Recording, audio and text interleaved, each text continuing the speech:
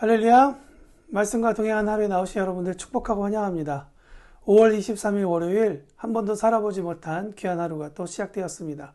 말씀 잘 듣고 하나님께 우리의 하루를 올려드리며 주시는 감동에 따라 잘 살아가는 우리 모두가 되었으면 좋겠습니다. 사도신경으로 우리의 신앙을 고백하며 오늘 시작하겠습니다.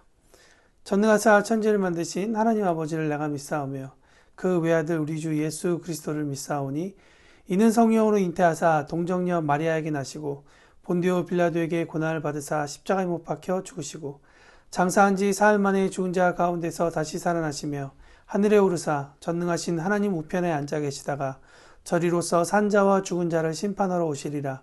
성령을 믿사오며 거룩한 공예와 성도가 서로 교통하는 것과 죄를 사하여 주시는 것과 몸이 다시 사는 것과 영원히 사는 것을 믿사옵나이다. 아멘. 오늘 우리에게 주시는 말씀은 마가복음 7장입니다. 특별히 6절과 8절 말씀 함께 읽으며 오늘 말씀을 나누고자 합니다. 다 같이 한번 읽겠습니다. 이르시되 이사야가 너희 외식하는 자에 대하여 잘 예언하였도다. 기록하였으되 이 백성이 입술로는 나를 공경하되 마음은 내게서 멀도다. 사람의 계명으로 교훈을 삼아 가르치니 나를 헛되이 경배하는도다 하였느니라. 너희가 하나님의 계명은 버리고 사람의 전통을 지키느니라. 여러분, 여우와 두루미 이야기 혹시 아십니까? 옛날에 많이 듣던 이야기인데요. 이런 이야기죠. 여러 동물이 살고 있었던 마을에 여우와 두루미가 살고 있었다고 합니다. 이들은 매우 친했죠. 그래서 어느 날 여우가 두루미를 자신의 집으로 초대했습니다. 저녁 식사를 초대한 것이죠. 두루미는 여우의 초대 소식을 듣고 너무나도 들뜬 나머지 작은 선물을 가지고 여우의 집으로 갔습니다. 여우는 정성스럽게 음식을 준비했는데요. 그 음식을 2 접시에 담아서 내왔습니다.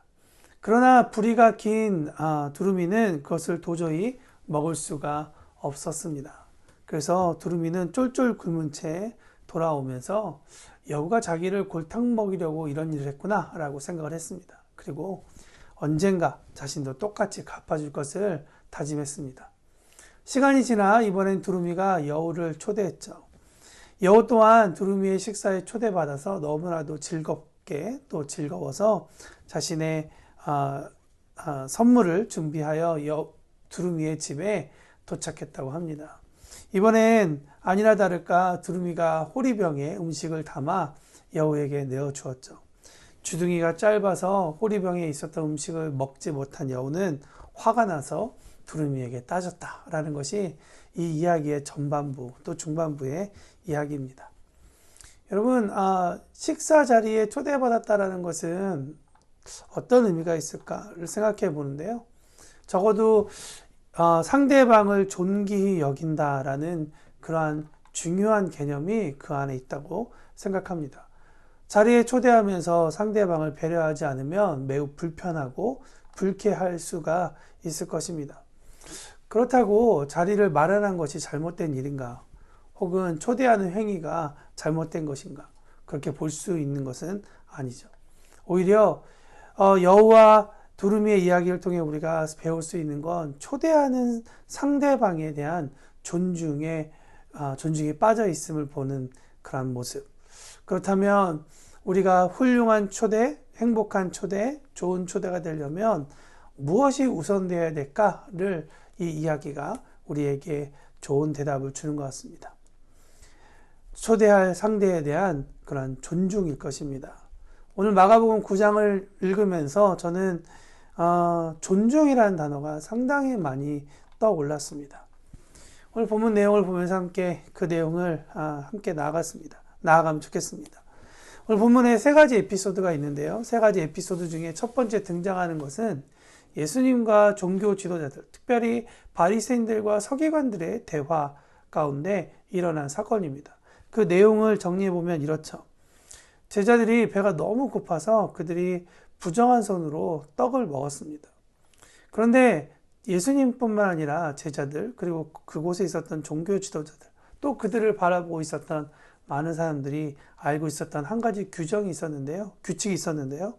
그건 뭐냐면 유대인들이 하나님께서 그들에게 주신 율법, 모세오경 이외에도 하나님이 모세에게 말로써 그래서 구전으로 배워야 할 구전으로 전해진 율법이 있었다고 그들은 생각했습니다.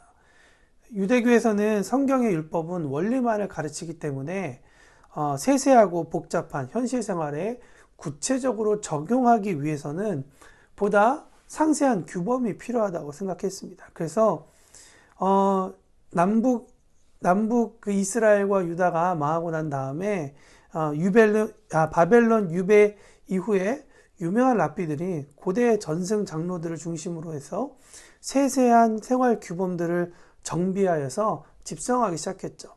이것이 바로 오늘 본문에 나오는 장로들의 유전이다 라는 것입니다. 그 법의 최종 목적은 무엇이었을까를 생각해 보면 아마 처음에는 하나님께 깊은 존경심을 표하고 손을 씻어서 성결하게 되기는 것을 바라는 것이었을 것입니다. 특별히 유대인들에게는 식사를 하기 전에 하모츠라는 그러한 기도문을 읽었는데요. 그 뜻을 보면 하모츠라는 기도문의 내용을 보면 이 의미를 더 잘 알 수 있을 것 같습니다. 영어로 써놓은 것을 한국말로 굳이 번역하면 이런 내용이 될 것입니다.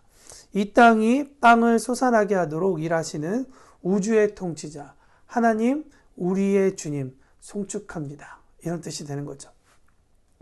그러면서 그들은 하나님 앞에 거룩함, 하나님의 거룩함을 찬양하기 위해서 손을 씻기 위한 물은 변색하지 않은 물, 쓰지 않고 탁하지도 않고 소금물도 안 되는 그냥 오염되지 않은 깨끗한 물을 그를 한 번에 손으로 부어서 닦아서 하도록 하는 것이 이 정결법입니다. 또한 이 정결법에 쓰이는 이 물을 담는 그릇은 한 번에 물이 다 쏟아져야 되기 때문에 졸졸졸 흐르게 하는 그런 조그마한 입구나 아니면 다른 좀 망가지거나 아니면 깨끗하지 못하거나 부서지거나 흠집이 있는 그러한 용기들은 사용할 수가 없었습니다.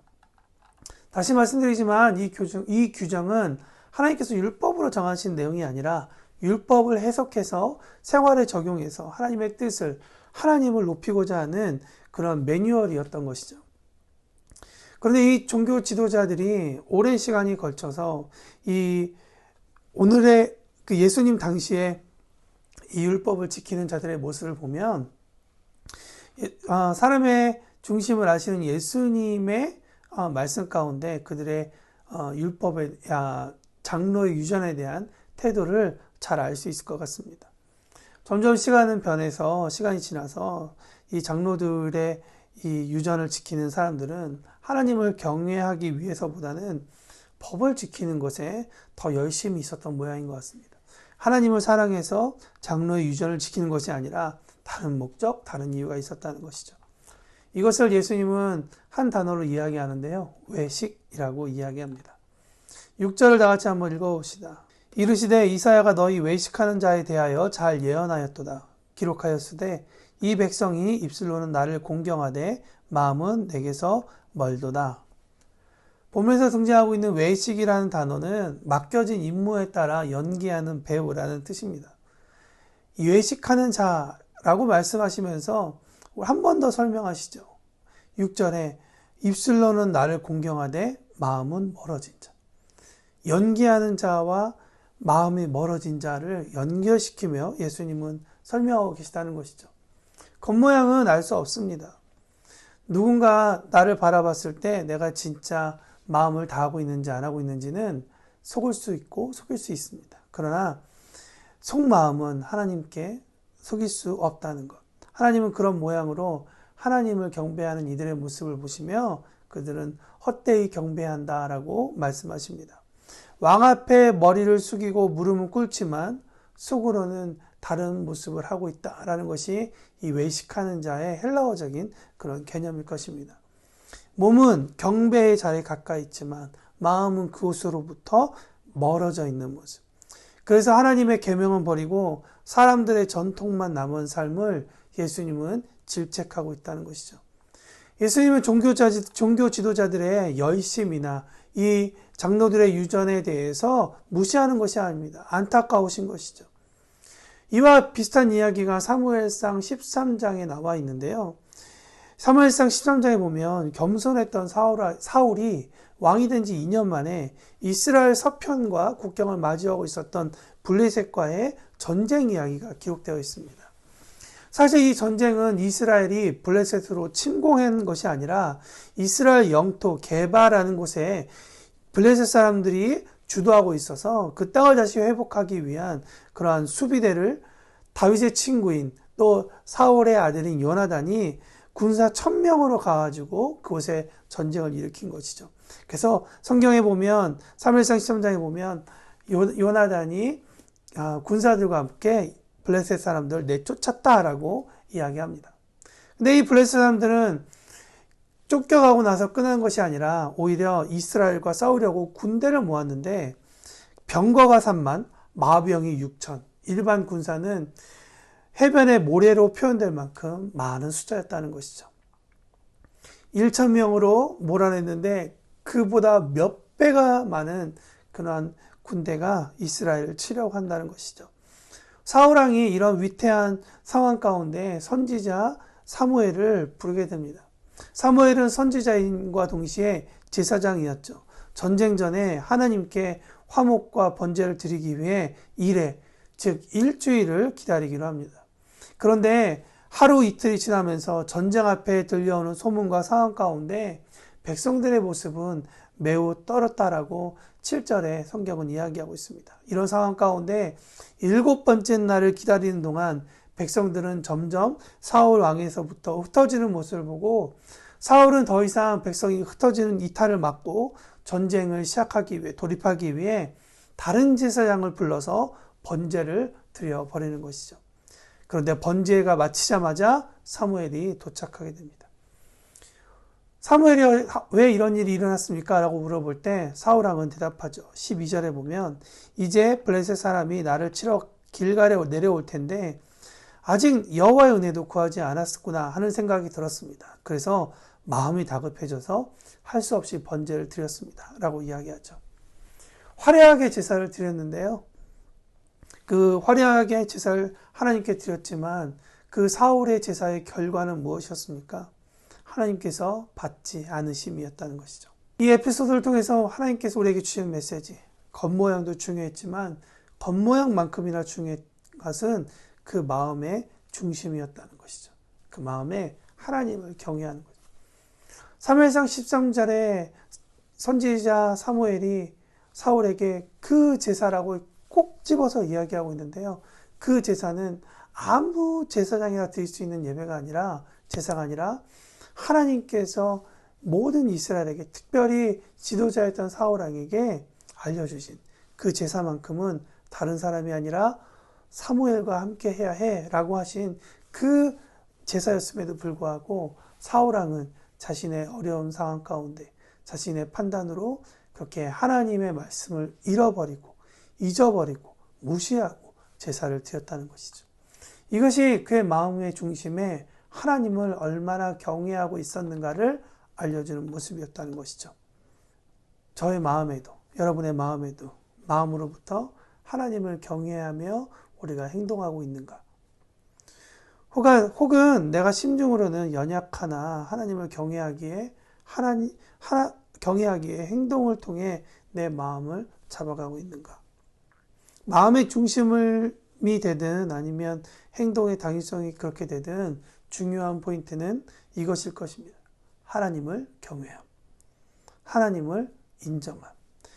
내가 인정하지 않든 하나님은 당연히 세상의 중심이시죠.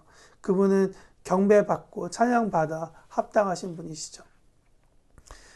여러분 오늘 마가복음 7장으로 다시 돌아와 나머지 사건들도 한번 이와 같은 관점으로 바라보면 우리에게 너무나도 명쾌한 답을 준다고 생각합니다. 만일 제자들이 장로의 유전을 따라 손을 씻지 않아서 떡을 먹는 것이 하나님께 죄가 되었다면 21절 이후의 사건, 그러니까 귀신 들린 이방 여인의 딸이 귀신 들린 것은 이방인이었던 사람이 무슨 정결한 행동을 했기 때문에 예수님께서 고쳐주셔야만 했겠습니까?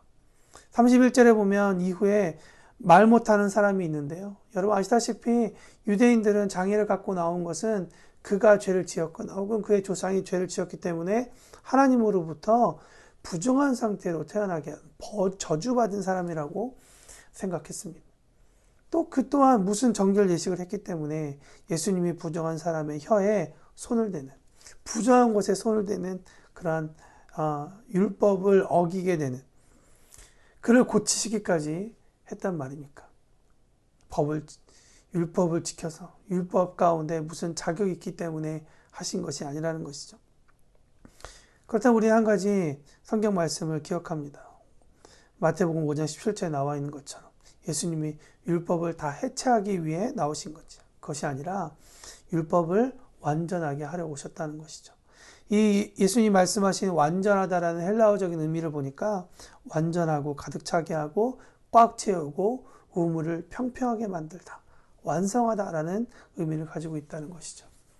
율법이 부족해서가 아니라 사람들이 이 율법에 대해서 그 율법을 만든 의미, 율법을 지키려는 하나님께서 가지고 계신 그 마음을 이해하지 못하고 있다는 것이죠. 오히려 율법은 우리에게 우리가 얼마나 큰 은혜 가운데 사는 삶인지를 알려줌과 동시에 하나님 앞에서 얼마나 유약한 존재인지, 얼마나 은혜를 받고 사는 사람인지를 알게 하고 감사하게 하는 행위를 만들게 하는 것. 저는 여러분 이것이 하나님을 경외한다라고 생각을 합니다.